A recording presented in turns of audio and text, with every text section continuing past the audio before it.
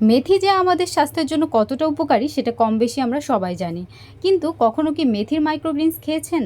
মেথির মাইক্রোগ্রিনস কিন্তু মেথির থেকেও 2 থেকে 3 গুণ বেশি কার্যকরী। যাদের হজমে সমস্যা রয়েছে তারা কিন্তু মেথির মাইক্রোগ্রিনসটা অবশ্যই ট্রাই করতে পারেন। বিকজ মেথির মাইক্রোগ্রিনস কিন্তু হজমে খুবই সাহায্য করে, পাশাপাশি রোগ প্রতিরোধ ক্ষমতাটাও ভালো রাখে।